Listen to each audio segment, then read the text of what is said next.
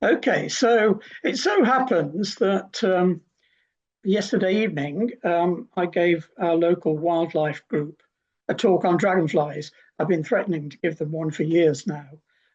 But instead of my usual heavy duty one that talks about wing venation and pterostigmas, I gave them a fairly lightweight one. And I interspersed within it something I haven't given before, and that was a selection of rather nice looking dragonflies. So I'm not sure whether you can see my picture, but I'm wearing a t-shirt that John, in fact, John Van Gowler sported a few weeks ago. And I You'll was have so to stand up jealous. so we can see it. Can you not? Oh, okay. I can't see my own picture, so okay. Um, where am I? Okay, doesn't matter. Um, anyway, so the first thing I did was to flash my underwear and show this dazzling dragonfly to the audience last night. Anyway, some of you will know that I've organised dragonfly watching trips around the world. So I put a selection of rather interesting ones together. But I started off at the end of my little introduction on biology with these pictures of dragonfly wings, actually southern hawker, that had unfortunately been killed by a cat. But it does show you the robustness of dragonfly wings. If you've never looked closely at one, you may be amazed to realize how three-dimensional they are. And those corrugations and angled joints are built for strength. So as John said, they are very robust and easily handleable by the wings. You can also see there all the little hairs, the sensory organs that allow them to work out which direction they're flying in, amongst other things. Anyway, that was just an introduction to how amazing dragonflies are in terms of flight. And oh no, there we go. And I went on then to talk about insect migration because we've learned quite a lot about how the globe skimmer, or wandering glider as I prefer to call it, moves around this planet, both in the old world and the new world. And the huge, very deep hind wing allows them to glide on the monsoon winds from Southeast Asia across the Indian Ocean. And they do this in an incredible journey up to 7,000 miles, 7,000 kilometers, sorry, some of them emanating from north of the Himalayas to East Africa. And from then they follow, the next generation follows the intertropical convergence zone southwards. So it follows the rains south into South Africa. And then other generations, it's thought, moved back via the Middle East to India and beyond. So an incredible, maybe 15,000 kilometer, 10,000 mile round trip, which may be the world's greatest insect migration. But we have to remember that wandering gliders are big as insects go. And we have heard talks in the past at our BDS meetings from Will Hawkes about the incredible migrations that small insects are taking into continental distances, in fact. So I'm sure we've only just scratched the surface of insect migration on this wonderful planet of ours. Okay, so now some amazing dragonflies. I co-led a tour with Phil Benstead to Peninsular Malaysia about 10 years ago. And this fabulous peat swamp had loads of dragonflies. Our plan was, in fact, to try and cross this body of water to get to what lay beyond. And the idea was that we would step into bin liners and walk across this water and then come out the other side nice and dry. When we looked at the water, which was quite black and peaty, and we got some idea of the depth of it from the swamp we were walking around in, we decided against that. And instead we stayed on our own side of the water. I know the grass is always greener on the other side, but in this instance, it proved a real benefit because I saw what surprised me there. I don't think I appreciated it at the time, but it was this, the smallest dragonfly in the world. I hope you can see those dimensions there. So these are really tiny little creatures. That's a 1-inch wingspan in old money, and a fraction of an inch in length. You may also see that the wing venation is quite simple in these small dragonflies. Anyway, that's the smallest in the world. Quite pretty, quite stunning, in fact. But if we go to the Central American rainforest, here's Panama, but also into Costa Rica, you may find the largest or the longest, at least, dragonfly in the world, the blue-winged helicopter. It comes as a surprise to realize it's not some gigantic anisopteran dragonfly, but this wonderful creature flies in the rainforest glades with its wings beating rather slowly, and that metallic blue and white wingtip giving a pattern rather like a helicopter might, hence the name. But the amazing thing about these, not just their size and the fabulous habitat they live in, but their food. So what on earth do these eat? Well, you might be forgiven for being surprised, but they eat this beast. This is Nephila, a golden orb spider, one of a number of species that lives in tropical rainforests. That's the little male, incidentally, approaching very gingerly from behind this female. But these live in the most enormous and very strong webs, often golden coloured webs, strong enough to take your hat off if you walk into them. But these blue-winged helicopters fly through the forest, picking these out of their webs and eating them, which as someone who doesn't particularly like spiders is particularly endearing to me. So that is my favourite species in the whole world. In Brazil, we came across this species, the clear spot blue wing. Now, we're used to seeing occasionally dragonflies with patches of colour on their wings. And generally, these are some sort of display, but I've never come across anything quite like the blue wing here. And I'm going to flick between images. This is literally what this thing does. I hope that's coming through okay on Zoom, but they basically flash their wings up and down, and you get that stunning, shiny blue color as they beat their wings down. And this is obviously advertising their presence. Whether it's to females or to other males or both, I'm not sure, but it was certainly spectacular.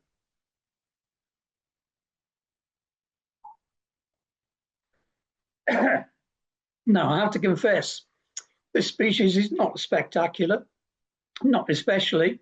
It's one of a number of, excuse me, quite sizable damselflies worldwide that hold their wings out like dragonflies.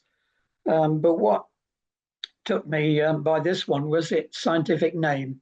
So I'm going to talk a little bit about names here. Now, I'm a prog rock fan, and Roger Taylor means something to me and may mean something to other people, particularly those who are fans of a certain rock band. I was a bit disappointed in Madagascar, however, that the common rock stars were not named after a prog rock band from Britain. But anyway, the rock stars live on rocks in the middle of fast-flowing rivers and streams. Good names, though.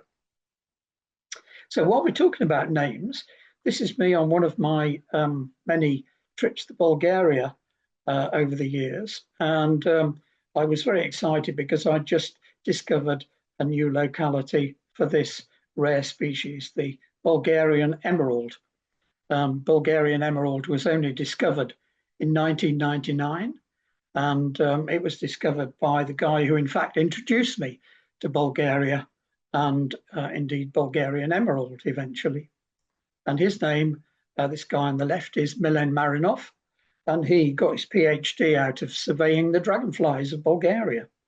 The guy on the right, this picture was taken a couple of years ago. That's his son. His son's called Boris. And Boris had just been born when he discovered the Bulgarian emerald. So that got Boris his name, which is rather nice, I think. Here's another what's in a name. The Caliationum microstigma is a small hawker. Like our hairy dragonfly, it's in a genus of its own, Caliationum.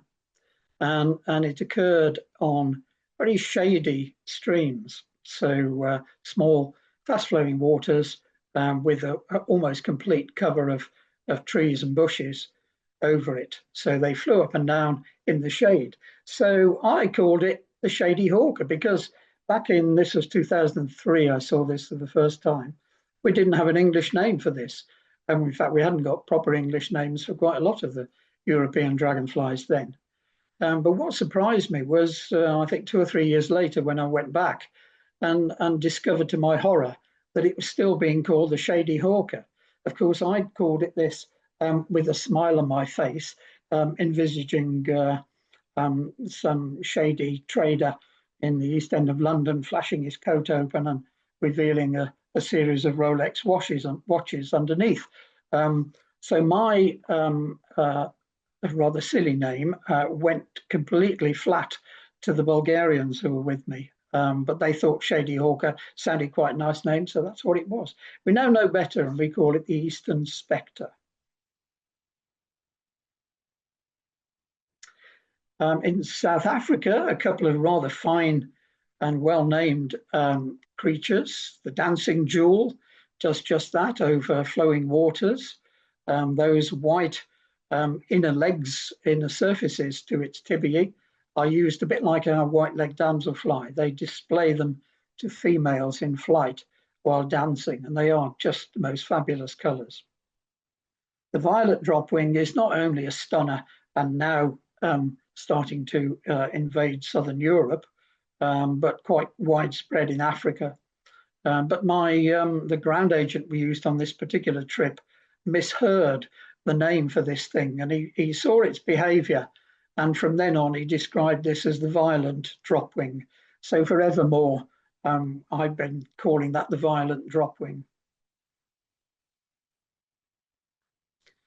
My wife Sue and I went on a recce to southwest Turkey, and one of our big targets was the largest dragonfly in Europe, although mostly an Asian species, the magnificent emperor.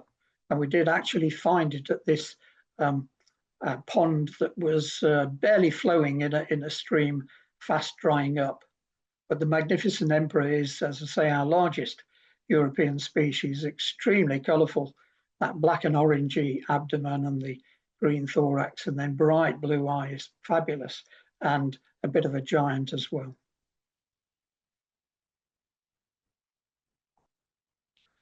Of course, dragonflies eat things, don't they? I've never seen one eating a purple emperor, but this in France was eating a lesser purple emperor. So it gives you some idea. These are about as big as a purple emperor butterfly. So they are big butterflies. And this female emperor had no trouble catching this and devouring it, although perhaps being a female rather than a male on territory, she took it off to a frond of bracken and sat there and ate it for a while. But this is a photograph taken in North America, not one of mine, I hasten to add, and I've lost track of the original photographer. But this is the North American equivalent of our emperor dragonfly, the green darner. And this is pictured eating a ruby-throated hummingbird.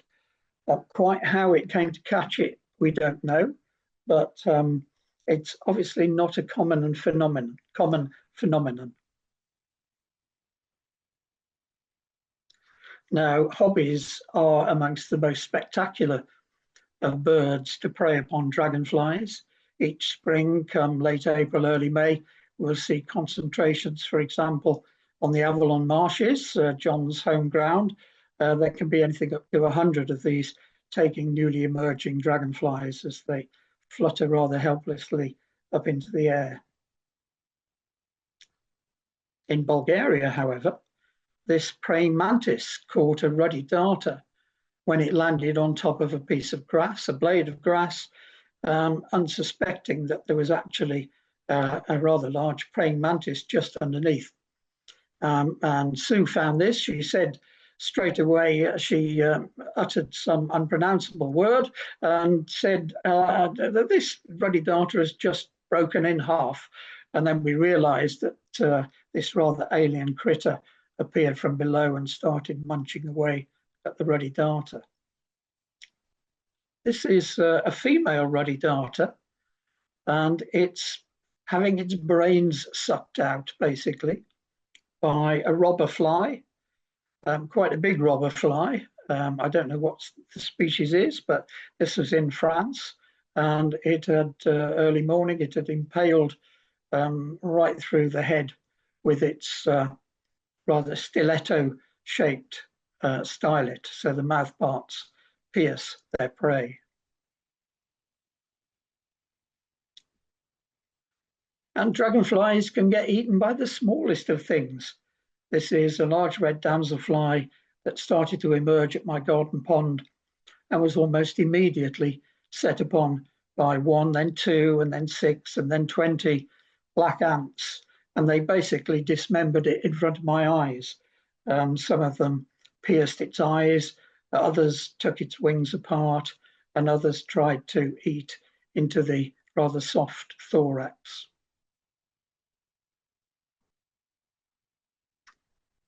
And we often encounter mites, particularly on damselflies on the underside of the abdomen or the thorax. But this southern darter in Bulgaria has got an extraordinary load of red mites. I think this species is particularly prone to having large numbers of mites on it. But that was enough to inhibit flight. It was having difficulty taking off and zooming around. It was very labored flight. So those mites are latched onto the juices within the wing veins, the hemolymph. Sinharaja in forest in Sri Lanka is a wonderful bit of tropical rainforest. And on a trip I led here with Karen Conniff in 2007, I espied this strange looking damselfly right at the top of a tree. That's a really awful picture. In the early days of digital photography, in fact, it's a still from a camcorder, so it's really poor quality. But it was enough to know that it was very dark and unlike nothing else known in Sri Lanka or indeed anywhere else in Asia. And it turned out to be this species, which this was, I think, shortly after Philip Corbett had died, and it was named Corbett's Gem in his honor. It was discovered outside Sinharaja by Karen a couple of weeks afterwards. We weren't allowed to take nets into Sinharaja because of the perceived threat of biopiracy. So we had to do everything with cameras and binoculars. But thankfully, she managed to locate it nearby shortly afterwards. And there was a new species for the globe. So our expected total of dragonflies is going up and up and up. And I think on most of my foreign trips outside Europe, we've encountered something that hadn't got a name, if not several species that didn't. In Borneo, shortly after the Malaysian trip, I just thought I'd put these 3 rather splendid creatures in to a very similar genus, Rhyothemis, which have these wonderful iridescent wings, but a rather fancy looking damselfly too. the signal tail. It was in Borneo that we visited the famous Gromantong cave that Sir David Attenborough once stood in, a pile of bat guano. You may have seen it years ago. He nearly died, I think, from the stench. And it really was pretty revolting in there, I have to say. But that's what comes when you have several million wrinkle-lipped bats and swiftlets living in there. But while we were outside waiting for the bats to emerge in late afternoon, somebody said, "Oh, there's some bats up there." And I took one look at them, quickly got my camera on them, because these were not bats. These had 4 wings. These were dragonflies. And they were flocks of dragonflies migrating over the rainforest, well above canopy height. There were about a dozen flocks of maybe 100 to 200 apiece, all flying in the same direction. And they went over just within about 2 or 3 minutes. And when we zoomed up the images, we could just about see some patterning on the wings, and they turned out to be the bronze flutterer. And as far as I'm aware, nobody has actually seen these compact flocks of dragonflies apparently migrating. As to where they were coming from or where they were going to, I have absolutely no idea. Now, going back to the Avalon marshes, although this is actually Lake Neusiedl in Austria, people will be aware of the agglomerations, the roosting behavior of 4-spotted chasers. And it's rather an experience to see thousands of these together in the reed beds, and particularly as they're warming up in the mornings and shaking the dew off their wings and getting ready to fly away. But it's a spectacle worth seeing. And sadly, we don't have the spectacles of the cloud going black because of 4-spotted chasers, a phenomenon that I think was reported in the last century somewhere on the continent. And apparently the sky was blackened for about 10 minutes while literally millions and millions of 4-spotted chasers flew over.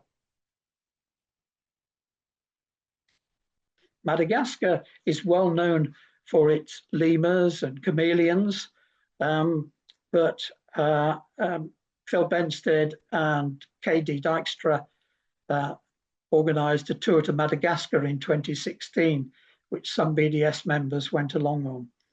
This was our first afternoon in the field, and this rather unprepossessing watercourse in the midst of mostly agricultural land was not perhaps the best place to stop and look for dragonflies, but it had been the location of a dragonfly some years before that hadn't been seen since. And blow me, we found a male black-legged scarlet, so a Crocothemis species, for those of you who know your broad scarlet or scarlet darter. But it hadn't been seen since 1980, when one was found. The first one was found. But we found not just a male, but a female too. So that was a good start to our trip. Later on, we found a total of 6 species that hadn't been named, and KD went ahead and named them afterwards. Now, sadly, most of Madagascar looks rather like this, heavily cultivated and with very small remnants of rainforest left. But in one of those rainforests, we found several new species for science, including this one, the Fossa knifetail. And this is a species of emerald. It's very different to other emeralds. And this, in fact, was the type specimen. So this was the first and only one, I think, to be recorded. And that photograph accompanied the description in the scientific literature. Now, we went to Madagascar shortly before Sir David Attenborough's 90th birthday. And those of you who watch the BBC TV programme about celebrating his 90th birthday may remember that K.D. Dykstra sent a video clip from somewhere in Africa to say that we had nominated this species, the Attenborough's pintail, to be named after him, which I think was fitting tribute to our BDS patron. Okay, that's all I have. You don't want to hear the rest of my talk, but thank you if you're still around for listening and giving me the opportunity to show you a few species that we don't normally get to see at BDS meetings. Thank you.